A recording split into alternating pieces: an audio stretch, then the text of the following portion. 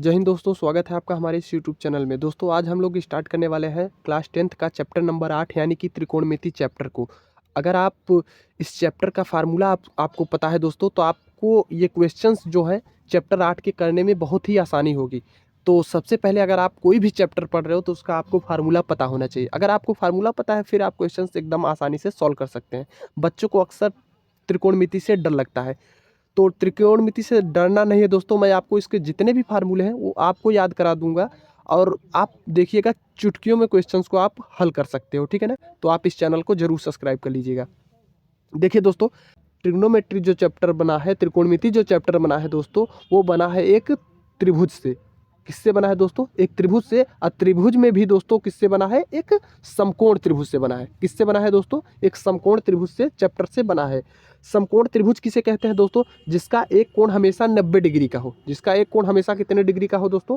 90 degree का हो, उसे हम लोग बोलते हैं समकोण त्रिभुज। समकोण त्रिभुज में जो 90 डिग्री का कोण बनता है, जहाँ पर इसके सामने वाली जो भुजा होती है उसे हम लोग बोलते हैं कर्ण।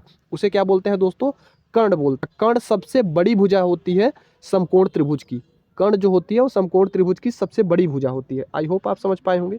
और ये होता है हमारा लंब और ये होता है हमारा आधार। यही दोनों खेला करते हैं। खेला करने का मतलब होता है दोस्तों, यही दोनों चेंज होते रहते हैं। कभी ये आधार हो जाएगा, कभी ये लंब हो जाएगा, कभी ये आधार रहेगा तो कभी ये लंब रहेगा। अब इसमें क्या खेला है दोस्तों, समझिएगा। जैसे मैं ये जो कोण सी है, कोण सी को अगर हम थीटा मानते हैं, क्या मानते हैं दोस्तों? थीटा मानते हैं, तो ये लंब का काम करने लगेगा। किसका काम कर रहा है दोस्तों? लंब का। और फिर ये आधार का काम कर रहा है। और कर्ण तो फिक्स है, कर्ण तो चेंज होगा नहीं। जैसे अब मान लीजिए हमने कोण को अब यहाँ पर हमने समझाने के लिए एक त्रिभुज और बनाया है। जैसे अब हम कोण ए को थीटा ले रहे हैं, तो इसके सामने वाली ये जो होगा साइड, ये हो जाएगा लंब। अब ये किसका काम कर रहा है दोस्तों? लंब का काम कर रहा है। और फिर ये किसका काम कर रहा है? आधार का। और कर्ण अपना फिक्स है। कर्ण क्या है दोस्तों? फिक्स है। अब ये पी एच बी का क्या मतलब होता है दोस्तों? देखिए, इंग्लिश में इसे बोलते हैं परपेंडिकुलर।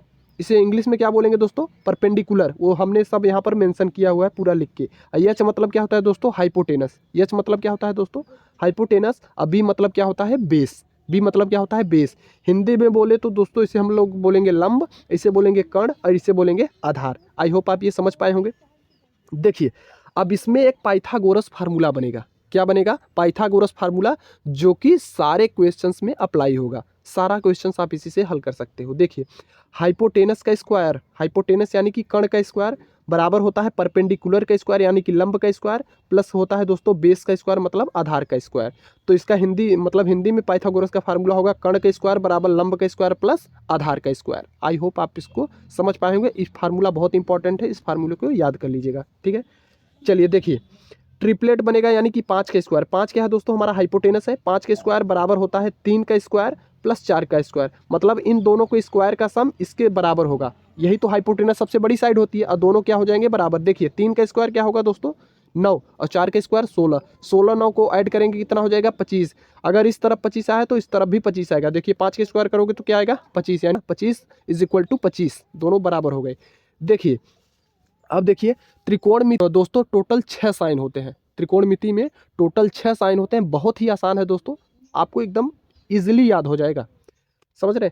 त्रिकोणमिति में केवल 6 साइन होते हैं। इन्हीं 6 साइन से हमारा पूरा ट्रिग्नोमेट्री चैप्टर बना हुआ है। कौन सा 6 साइन है सर, हमें बताइएगा। देखिए, सबसे पहला होता है हमारा साइन थीटा। क्या होता है दोस्तों? साइन थीटा होता है। साइन थीटा बराबर होता है लंब बटे कर्ण।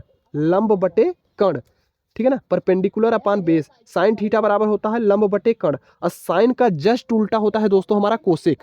साइन का उल्टा हमारा क्या होता है? कोसेक। तो कोसेक इसका उल्टा हो जाएगा, यानी कर्ण बटे लंब हो जाएगा। आपको याद हुआ ना? साइन थीटा बराबर लंब बटे कर्ण, तो कोसेक थीटा इसका उल्टा हो जाएगा, यानी कर्ण बटे लंब। तो ये जो तीर का निशान है मतलब ये इसका उल्टा है। अब देखिए, कॉस थीटा बराबर क्या होता है? आधार बटे कर्ण। कॉस थीटा बराबर क्या हो जाएगा हमारा? आधार बटे कर्ण। तो कॉस कॉस का उल्टा क्या होता है दोस्तों? सेक। क्या होता है? सेक। तो सेक हो जाएगा कर्ण बटे आधार। सेक क्या हो जाएगा हमारा? कर्ण बटे आधार। आई होप आप समझ पाए होंगे। अब देखिए, अगला साइन होता है हमारा टैन थीटा। टैन थीटा बराबर होगा दोस्तों हमारा लंब बटे आधार। क्या होगा? लंब बटे आधार। तो जस्ट इसका टैन का उल्टा काट होगा। क्या हो जाएगा? कॉट। तो कॉट इसका उल्टा हो जाएगा, मतलब आधार ऊपर चला जाएगा और लंब नीचे चलाएगा। तो कॉट थीटा बराबर क्या हो जाएगा? आधार बटे लंब। आई होप आप समझ पाए होंगे। चलिए, आप तो ये तो इनका साइन आपको याद हो गया। अब देखिए इसके इनवर्स वाले कुछ साइन होते हैं। इनवर्स का मतलब दोस्तों होता है उल्टा। इनवर्स का मतलब क्या होता है? उल्टा। देखिए हमने आपको क्या बताया था, कोसेक का उल्टा होता है साइन, साइन का उल्टा कोसेक या कोसेक का उल्टा साइन। तो देखिए कोसेक का उल्टा क्या होता है दोस्तों? 1/साइन। कोसेक का उल्टा क्या होता है? 1/साइन, इसे इनवर्स कहते हैं ना, मतलब कि व्युत्क्रम। साइन का सॉरी कोसेक का उल्टा क्या होता है? 1/साइन। अगर जब साइन का इंटू कोसेक में करोगे तो साइन इंटू कोसेक बराबर क्या बन जाएगा हमारा? 1 बन जाएगा। साइन इंटू कोसेक बराबर क्या बन जाएगा? 1 बन जाएगा। आपको समझ में आया होगा। अब देखिए हमने सेक का उल्टा आपको क्या बताया था? 1/कॉस। सेक का उल्टा क्या बताया था दोस्तों? 1/कॉस। जब कॉस का इंटू सेक में करेंगे, सेक इंटू कॉस बराबर क्या बन जाएगा? 1 बन जाएगा। सेक इंटू कॉस बराबर क्या बन जाएगा? 1 बन जाएगा हमारा, ठीक है ना। देखिए कॉट थीटा का उल्टा हमने आपको क्या बताया था? 1/tan theta. कॉट का उल्टा हमने आपको क्या बताया था? tan theta. तो कॉट का इनवर्स क्या हो जाएगा? 1/tan। कॉट का व्युत्क्रम क्या बन जाएगा? 1/tan। अब tan का इंटू कॉट में करेंगे तो क्या हो जाएगा हमारा दोस्तों? tan इंटू कॉट बराबर 1। tan इंटू कॉट बराबर क्या बन जाएगा? 1। बहुत इंपॉर्टेंट फार्मूला है दोस्तों ये, जो कि हमारे बुक में भी नहीं दिया हुआ है। आप इसको याद कर लीजिएगा, इस पर कई सारे प्रश्न हल होंगे, ठीक है ना, चैप्टर में। देखिए tan थीटा का मान साइन के पदों में कभी पूछेगा तो साइन बटे कॉस होता है। क्या होता है दोस्तों? साइन बटे कॉस थीटा। इसको याद कर लीजिएगा। tan थीटा बराबर होता है साइन थीटा बटे कॉस थीटा। आई होप आप इसको समझ पाए होंगे। अब देखिए कॉट थीटा बराबर क्या होता है दोस्तों? कॉस बटे साइन थीटा। कॉट थीटा बराबर क्या हो जाएगा? कॉस थीटा बटे साइन थीटा। इन सभी फार्मूले को आप याद कर लीजिए, बहुत ही इंपॉर्टेंट फार्मूला है। देखिए चौथा फार्मूला होता है हमारा दोस्तों sine square theta plus cos square theta. Sine square theta plus cos square theta बराबर होता है 1। क्या होता है? 1। Sine square theta plus cos square theta आप बराबर होता है 1, आप ये समझ गए। इस कॉस को आप उस तरफ भेजिए। किस तरफ भेजिए? उस तरफ भेजिए। तो साइन स्क्वायर थीटा बराबर क्या बन जाएगा दोस्तों? 1 माइनस कॉस स्क्वायर थीटा। क्या बन जाएगा? 1 माइनस कॉस स्क्वायर थीटा। अब देखिए ये जो कॉस स्क्वायर थीटा की जगह अगर हम साइन को उधर भेजें तो कॉस स्क्वायर थीटा बराबर हो जाएगा क्या? 1 माइनस साइन स्क्वायर थीटा। क्या बन जाएगा? 1 minus sine square theta. I hope आप ये फार्मूला समझ गए होंगे। tan स्क्वायर थीटा बराबर होता है 1 minus sec square theta. tan square theta बराबर क्या बनेगा? 1 माइनस सेक स्क्वायर थीटा। तो सेक स्क्वायर थीटा बराबर क्या हो जाएगा दोस्तों? 1 प्लस tan स्क्वायर थीटा। सेक को आप इधर ले आइए, tan को उधर ले जाएंगे तो प्लस हो जाएगा।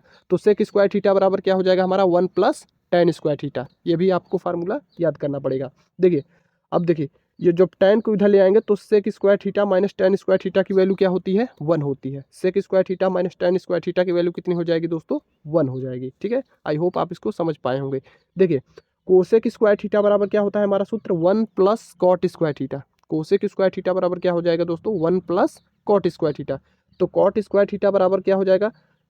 1 माइनस कोसेक स्क्वायर थीटा। काट को इधर ले जाइए, कोसेक को उधर ले जाइए, तो 1 माइनस कोसेक स्क्वायर थीटा। तो कॉट का सूत्र क्या बनेगा? 1 minus cosec square theta. Cosec square theta इधर जब इसको इधर ले आएंगे तो cosec square theta minus cot square theta बराबर क्या बन जाएगा? 1। Cosec square theta minus cot square theta बराबर क्या बन जाएगा दोस्तों? हमारा 1 बन जाएगा। आई होप दोस्तों आपको ये जितने भी फार्मूले हमने आपको दिखाए हैं आप इसको कॉपी में नोट डाउन करिए और याद करिए। अभी कुछ और फार्मूले हैं, मैं आपको दिखाता हूँ, ठीक है। देखिए ये जो टेबल है, इस टेबल को आप याद कर लीजिएगा। टेबल बहुत इंपॉर्टेंट है दोस्तों। ये जो टेबल है 0 डिग्री, 30 डिग्री, 45 डिग्री, 60 डिग्री और 90 डिग्री, ये जो जितने टेबल हैं आप इसको टेबल को पहले एक कॉपी में नोट डाउन करिए और लिखिए और इसको याद करिए। देखिए जैसे मैं पूछ लेगा साइन 0 डिग्री का मान बताइए, साइन 0 डिग्री का मान बताइए, तो आप क्या बताएंगे दोस्तों? 0 बताएंगे, ठीक है ना। साइन 30 डिग्री का मान 1/2 बताएंगे। साइन 45 डिग्री का मान 1/√2 बताएंगे।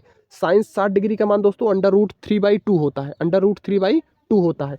साइन 90 अंश का मान 1 होता है। ऐसे आपको याद करना पड़ेगा। देखिए कॉस 0 का मान कितना होगा दोस्तों? 1। कॉस 0 अंश का मान 1। कॉस 30 का मान √3/2। थोड़ा मैं जल्दी जल्दी बता रहा हूँ। और कॉस मतलब कॉस 45 अंश का मान 1/√2 होता है, ठीक है ना।